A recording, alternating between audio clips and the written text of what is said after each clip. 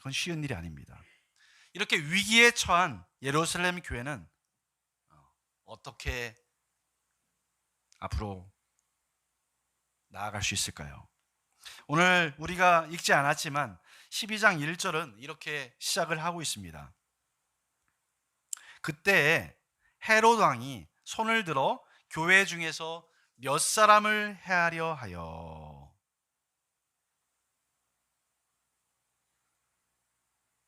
무서운 일이죠. 교회 중에서 몇 사람을 해하려 하여. 헤롯 왕이 노린 사람은 누굴까요? 몇 사람? 예. 뭐 금방 우리가 대충 감을 우리 자녀들도 잡을 수 있겠지만 교회 일꾼들, 교회의 지도자였죠. 초대교회, 예루살렘 교회의 지도자들 그 몇 사람을 제거하려는 참 무서운 계획을 세우고 있었던 것입니다. 예수님이 태어날 당시에도 오늘 여기 12장 1절에 나온 헤롯 왕, 여기 나온 헤롯 왕의 아버지 헤롯 왕이 있었죠. 그 아버지 헤롯 왕은 예수님의 탄생 직후에 유대인의 왕이 오셨다는 그런 서기관들의 이야기를 듣고 잡지를 못했잖아요. 이집트로 피했기 때문에. 그 뒤로 베들레헴 지역에 2세 미만의 유아들을 무참하게 학살을 했습니다.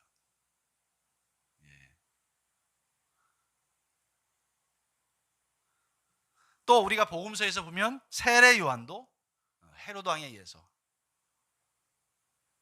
예수님 당시 헤롯 왕의 또 아들이 셋이 있었는데 그 중에 한 헤롯 왕에 의해서 또 목이 잘리는 그런 안타까운 일이 발생을 했죠.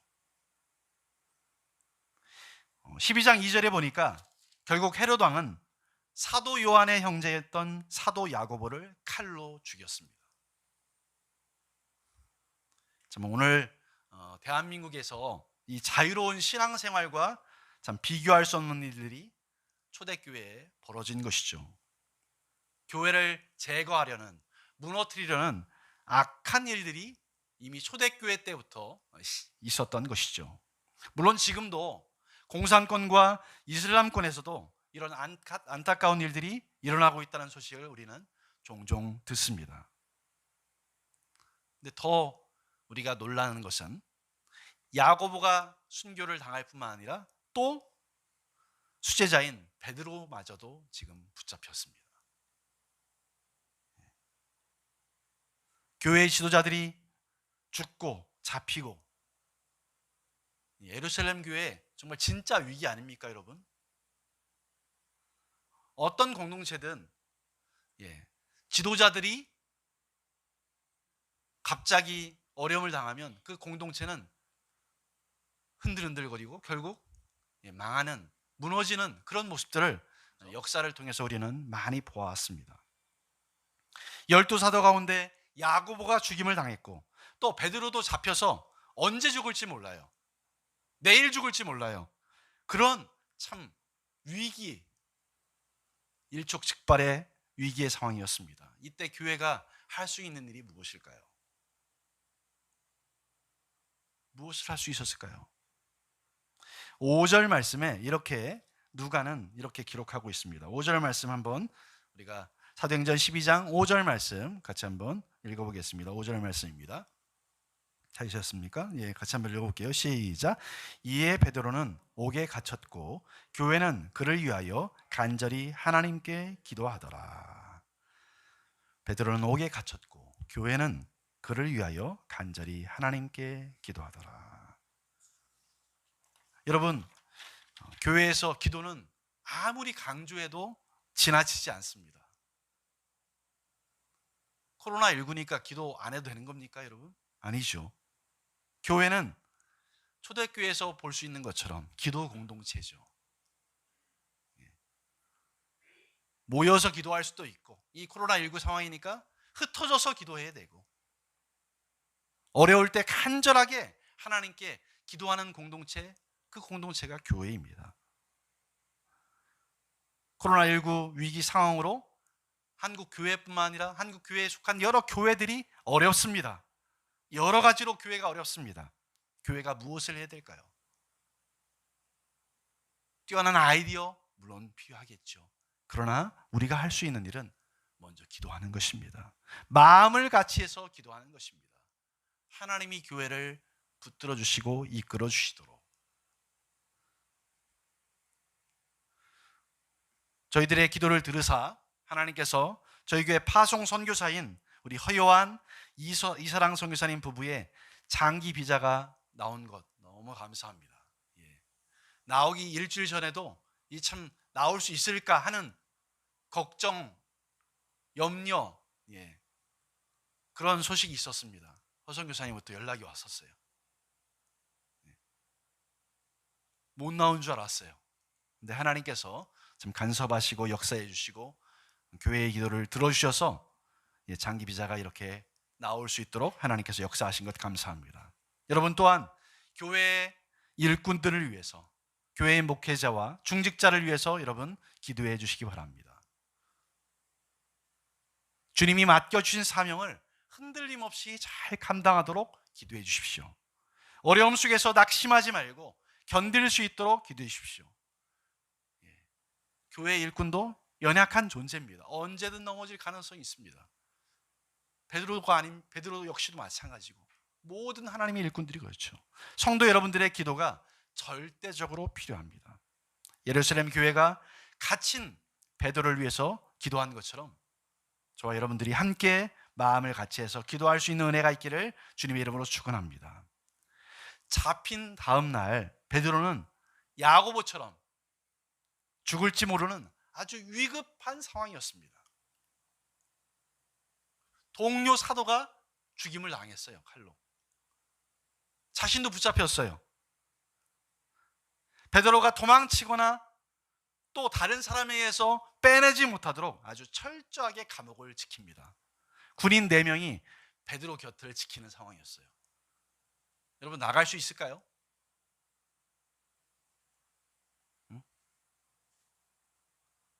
이런 사면 초과의 상황에서 베드로는 어떻게 했을까요? 참 6절에 보니까 이렇게 기록이 되어 있습니다. 헤롯이 잡아내려고 하는 그 전날 밤에 베드로가 두 군인 틈에서 자고 있는 베드로 바로 옆에 두 군인이 딱 있는 거예요. 그 두 군인 틈에서 두 쇠사슬에 매여 누워 자는데 파수꾼들이 문 밖에서 옥을 지키더니 그렇게 되어 있어요. 두 명이 옆에서 지금 자고 있는 바로 옆에 두 명이 있고 문 밖에 또 두 명이 있는 거죠. 4인 1조예요. 그런 상황에서 베드로는 오늘 6절에 보니까 뭐라 했습니까 여러분? 누워서 자는데 그랬어요. 이 베드로의 멘탈은 어떤 멘탈인가요 여러분?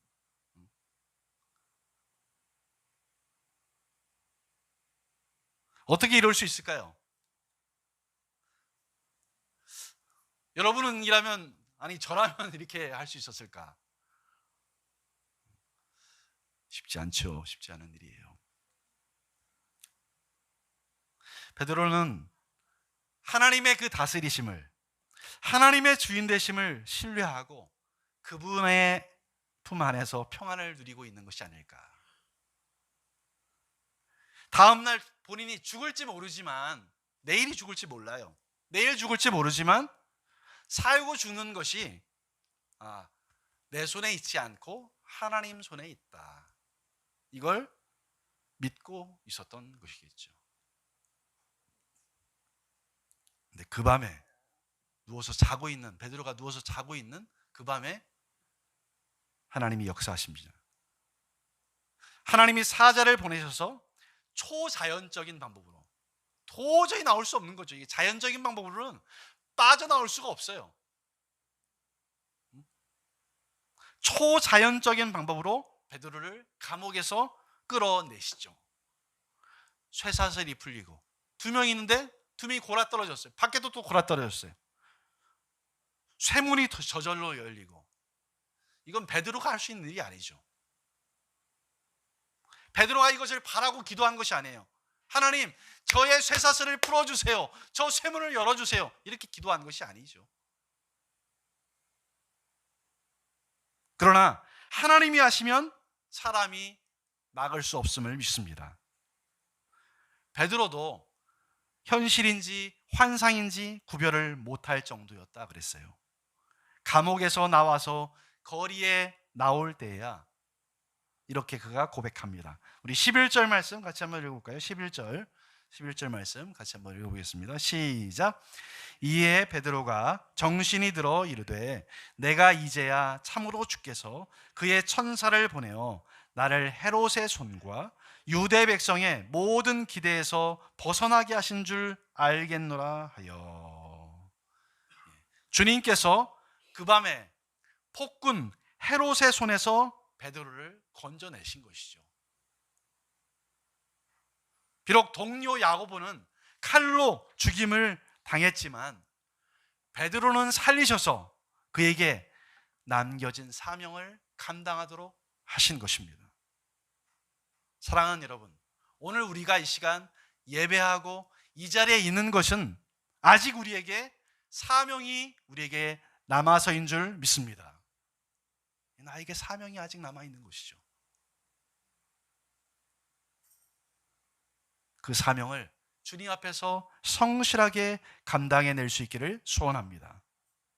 급하게 감옥에서 나온 베드로는 어디로 갔습니까, 여러분?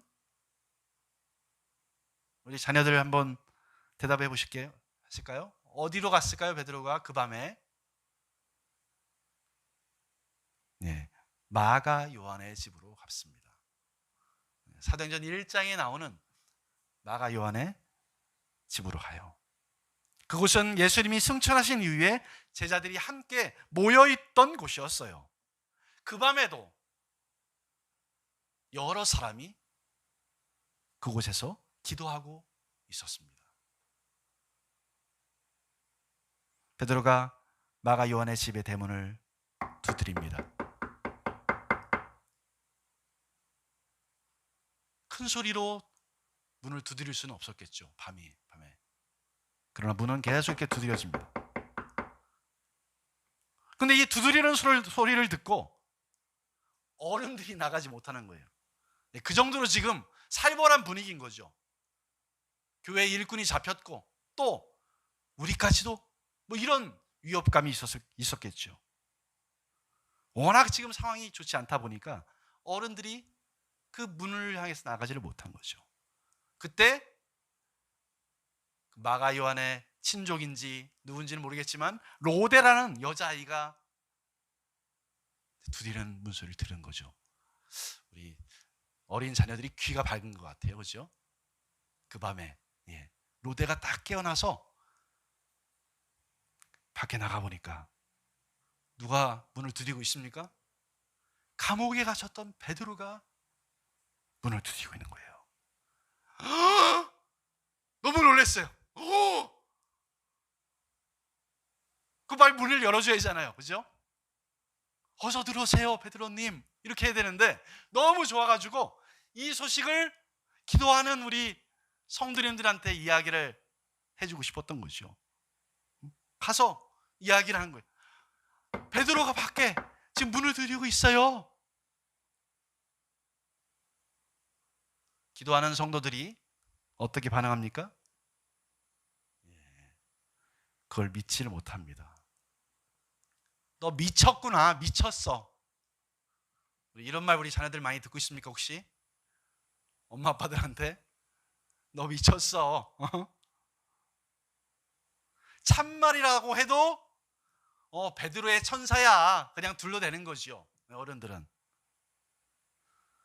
베드로의 그 석방을 위해서 베드로가 그 감옥에서 나오기를 간절하게 기도했지만 그 밤에 그런 일이 일어날 거라고는 감히 상상하지 못했던 거죠.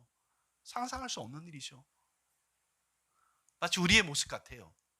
기도를 하지만 정말 하나님이 내가 생각했던 거, 내가 원했던 것보다 훨씬 더 크게 더 좋은 것으로 갚아주실 거야, 응답해 주실 거야, 이런 상상력이 우리에게 참 부족하지 않습니까? 그들도 비슷한 것 같아요. 근데 결국 계속 문을 두드리니까, 그 밤에 계속 문을 두드리니까 문을 열어보니 정말 사도 베드로였습니다.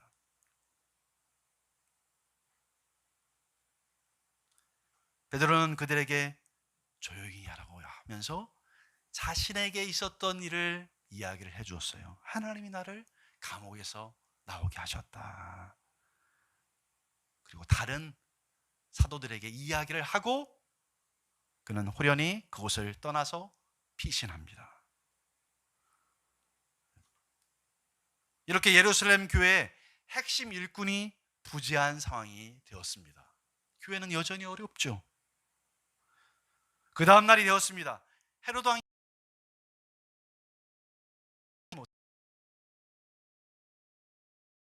헤로도 왕은 자신이 지키던 파수꾼들을 신문하고 그를 놓아준 거 아니냐? 그를 신문하고 그들을 죽이라고 합니다. 참 나쁜 왕이죠. 아주 포악한 왕이죠. 아마 이런 상황을 보면서 헤로도 왕은 더욱 기세등등해졌을 것입니다.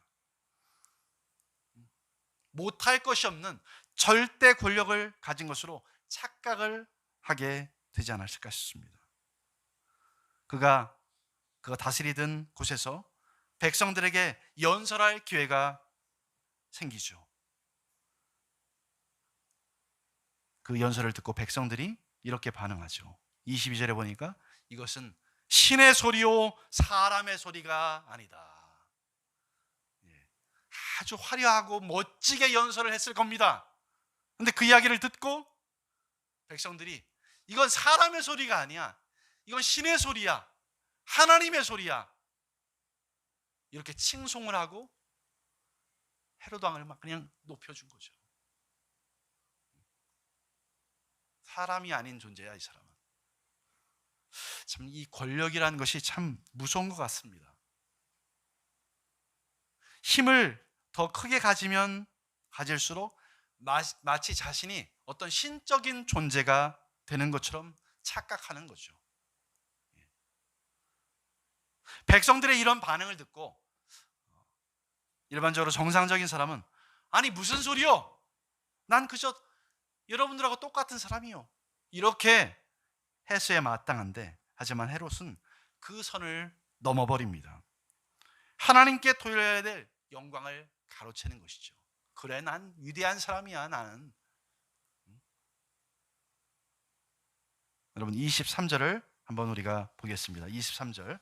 그렇게 기세등등하고 포악했던 헤롯 왕, 23절 말씀, 12장 23절 말씀 우리 같이 한번 읽어보겠습니다. 시작. 헤롯이 영광을 하나님께로 돌리지 아니하므로 주의 사자가 고치니 벌레에게 먹혀 죽으니라.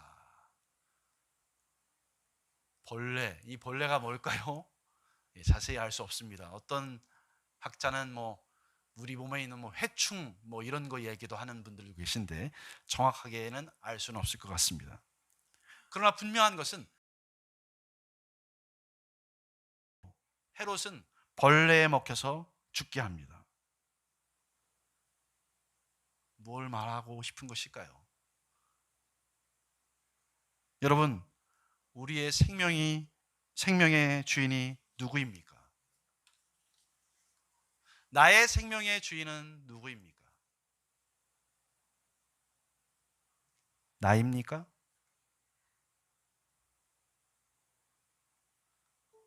내가 건강을 잘 돌보면 되는 것입니까? 물론 우리 각자가 하나님이 주신 건강을 잘 관리해야 되죠. 관리자이죠. 근데 주인인가요? 내 생명의 주인이? 아무리 잘 관리한다 할지라도 내 생사를 내가 결정할 수 있을까요? 불가하죠. 절대 권력자 같았던 헤롯도 하나님이 부르시면 가는 것입니다. 하나님이 그의 목숨을 취하셨습니다. 어떻게 보면 헤롯 왕에 의해서 예루살렘 교회가 완전히 그냥 끝장나고 사라지고 망할 것 같아 보였지만 하나님께서 당신의 교회를 지키셨습니다. 하나님이 지키시죠. 하나님의 교회는. 24절에서 사도행전의 저자인 누가는 이렇게 기록하고 있습니다. 하나님의 말씀은 흥왕하여 더하더라. 하나님의 말씀은 흥왕하여 더하더라. 참 특이한 기록이죠. 교회가 어려움을 당하고 있고